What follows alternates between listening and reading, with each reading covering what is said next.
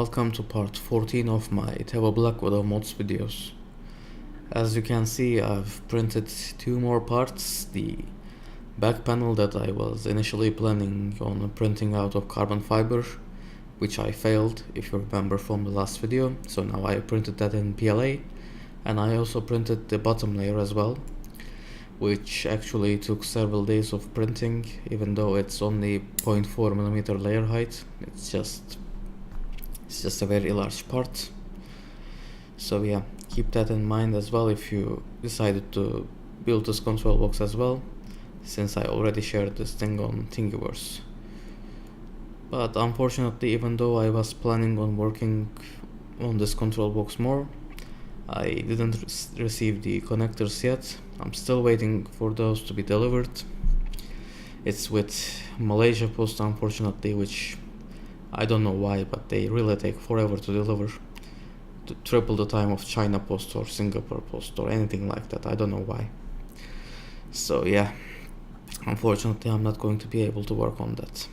But I did assemble the parts that I printed, and as you can see, they look pretty cool, and I imagine the finished result will be very good looking as well.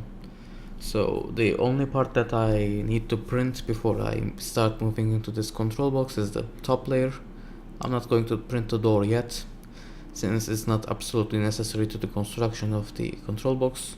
I'll just print it after I move into this control box to, save some time.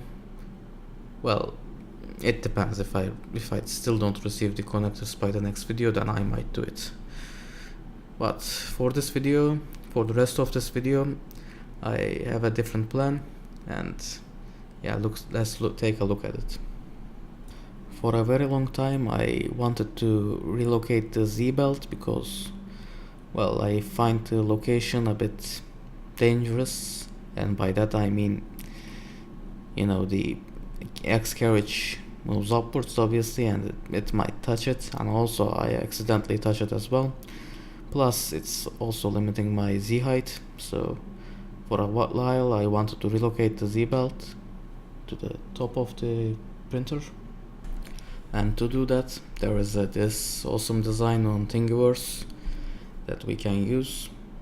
So I'm just going to print all of these parts right now, and I'll print layer 2 later between the next videos, because I'm not going to be able to work on the control box anyway.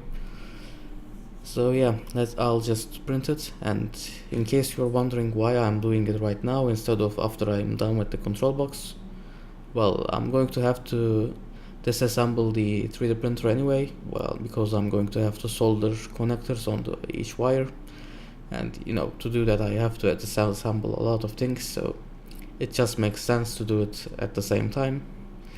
So yeah, there are a ton of parts to print, so this will take a while, but well, this will take a while in real life, but in the video it will be as short as this. So here are the parts that I've printed.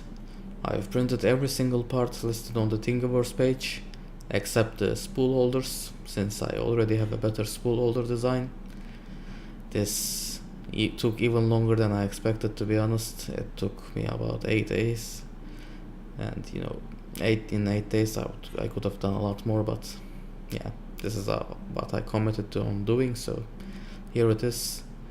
I'm not sure if I'm actually going to use every single part here. I'm probably not going to use the feet, even though I printed them, since I have a better solution for that anyway. I just attached the printer to the enclosure using some brackets. Yeah, I still printed them. I don't know, I might use them for aesthetic reasons, we'll see. But otherwise, yeah, here are all the parts. I might do the Z-axis relocation mod as well. Here it is on Thingiverse. I'm considering it. It gives you a lot more on the Z-axis, but it does look pretty ugly, so I'm not sure if I'm actually going to use it. The Z-axis isn't absolutely necessary for me anyway. I don't print huge prints, so yeah, I'm not sure yet. If I print that, I'll mention it in the next video.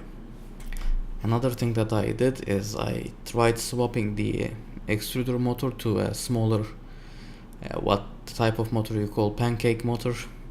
since the motor that I was using, the NEMA 17, is a pretty large motor and it's not really suited well for an extruder use.